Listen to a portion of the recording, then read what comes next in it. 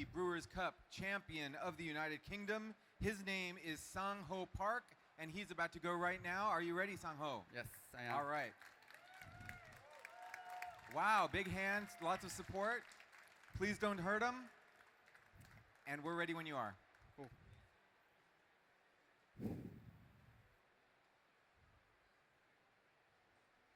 Time.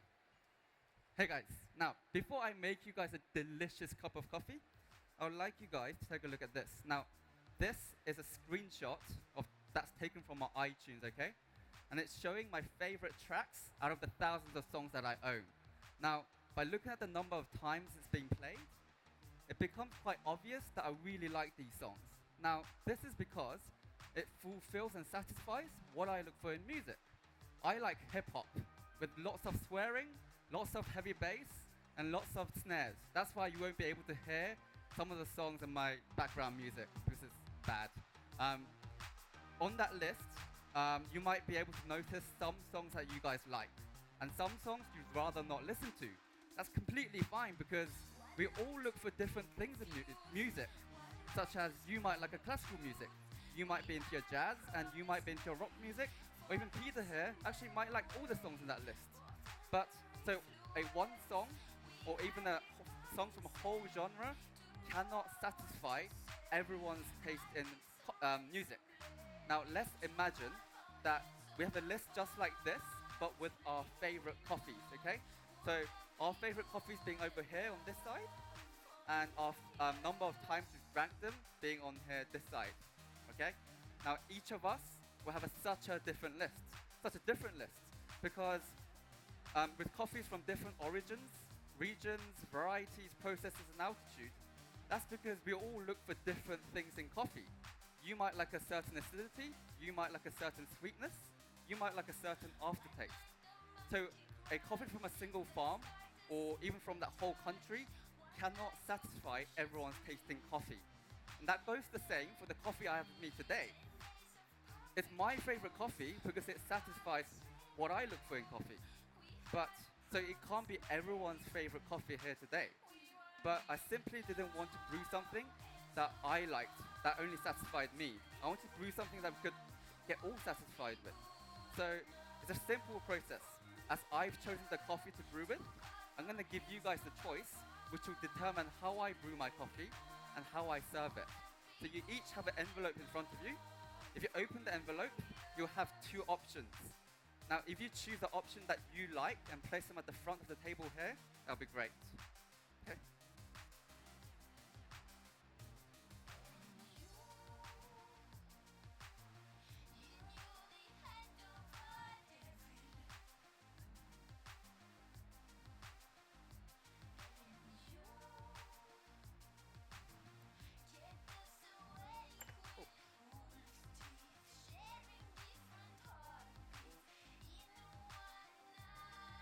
Nice choice. Now, we all made our choices, okay? So as you can see, I'm gonna brew with a V60, it's just a paper filter. But I want your attention to these two things here. So this is the same coffee that I'm using, but it's slightly different. This is the same coffee, but roasted in 10 kilo batch. This, same coffee as well, but 15 kilo batch, okay? I'm going to use this coffee today because this judge over here had the choice of body and acidity. And he says that he likes coffee with juicy body and playful acidity, okay? Now, I found that with the 15 kilo batch, it really complemented and accentuated that juicy body from this coffee and that playful acidity. Hence why I'm using the 15 kilo batch today, okay? So it's going to be 15.5 grams.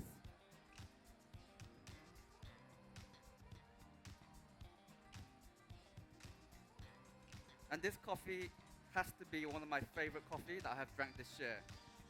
One of my friends who's never drunk this coffee before smelled the ground coffee and he thought it was a Kenyan coffee, but it's not.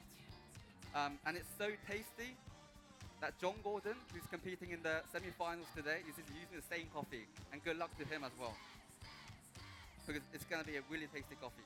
Now, so this coffee is from Colombia. from the Wheeler region. It's called La Butera. It's a fully washed coffee grown in 1,500 meters above sea level. And it's a mixture of Caturra, Castillo, and San Bernardo varieties, okay?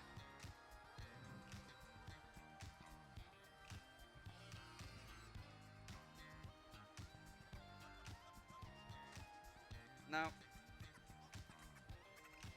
I'm gonna be adding 250 grams for each of your brews. And I'm adding 50 grams every 30 seconds. The brew temperature is around 95 degrees. And as you can see, I had 2 kettles prepared here.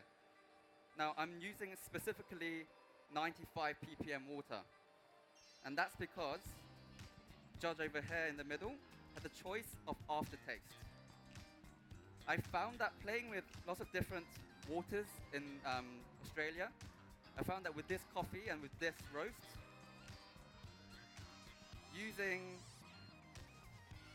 water at 95 ppm really gave this really pleasant, lingering milk chocolate aftertaste.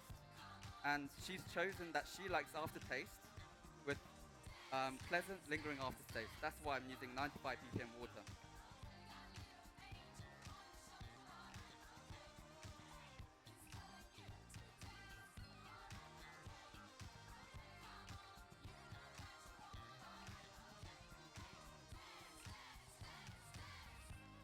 So I'm going to be a little bit quiet here, so if you have anything to write down, now is your time.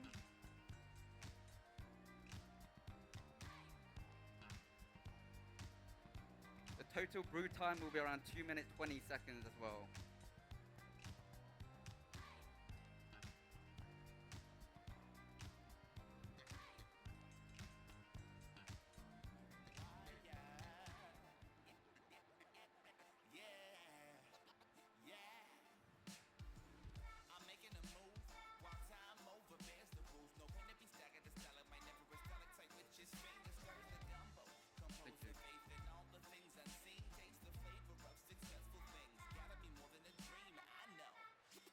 Cool.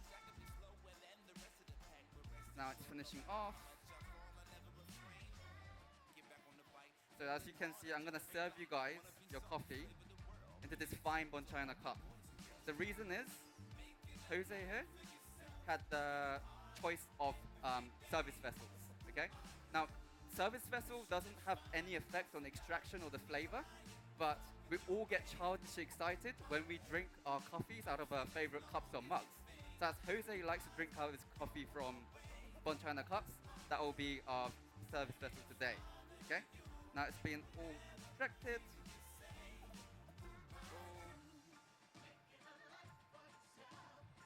Now, I'm gonna pour some of your coffees into your vessels, and when I do, please pick up the carafe, give it a really good swirl, and then take a sniff of the aroma. What you're gonna get is this candied red apples and juicy black currants, okay?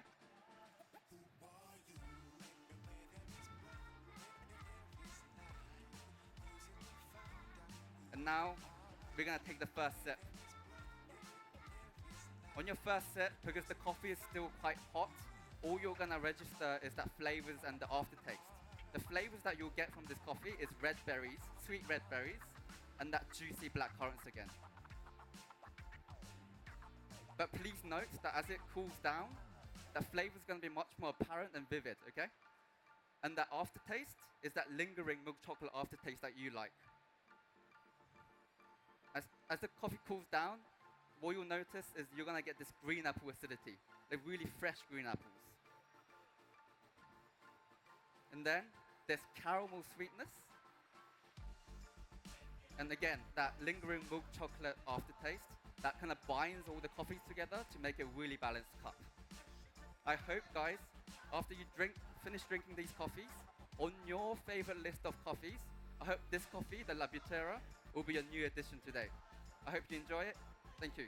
Time. All right, big hand for Sang Ho Park, the Brewers Cup champion of the United Kingdom. come on over here. Thank you. Congratulations, well done. Thank you very much. That was really incredible. So this obviously this thing that's interesting about your routine is this element of the judges being able to have some control, some feedback over the thing. Where did you get this idea from? Because when we work or when we're a customer or either a barista, we normally have only one choice, and that's either the coffee or the brewing method. Right. But it could be the barista's favorite coffee, but it might not actually complement what the customers like. Right. So I wanted to give that kind of experience to everyone as the judges, and that we could all be satisfied with and happy with, really. That's really cool. Thank you. That presents an element of risk for you, though, right? Because you don't necessarily know what's going to happen. Of course, yeah. Do you have things that you hope they're going to choose, or? No, because I've tested pretty much all the parameters, and with the two choices that they had, it's pretty much either if they choose either one, it Right. would still be quite tasty. So Let's talk about this coffee itself. This is, you mentioned it's a Colombian coffee from La Butera. Yep. It's, but you likened it to a Kenyan coffee. It's got Yes. characteristics that remind Yeah. you of Kenyan coffee. Tell me about that. it seems like with coffees that I've tried from Wheeler this year, they had this really maybe tropical fruits taste, but with this, it really stood out on the cupping table, and it reminded me of a really fresh crop Kenyans. And one of my friends actually a few days ago smelled the grounds and thought it was a Kenyan coffee, and I was like, it actually does smell like Kenyan coffee. It smelled like that to me from over here. Thank you. Incredible. Let's talk about the water a little bit. You had 95 parts per million And water? 65. And 65. Yeah. And you felt like the 95 parts per million emphasized the aftertaste of the coffee? Yeah, it gave this really lingering milk chocolate aftertaste. Okay. With the 65, it seems that you get more this cleaner, a little bit more crisp at the end, like Interesting. aftertaste. Yeah. And that was the main effect on the coffee. Did it have other effects as well outside of aftertaste, or mainly that?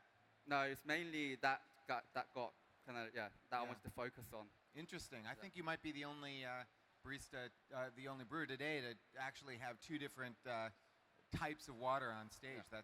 That's pretty impressive. Thank you It was very a much. pleasure to watch you work. Thank you very Thank you much. very much. Good luck. Cheers, thank you. All right. So yeah, big round of applause for Sang Ho from the United Kingdom.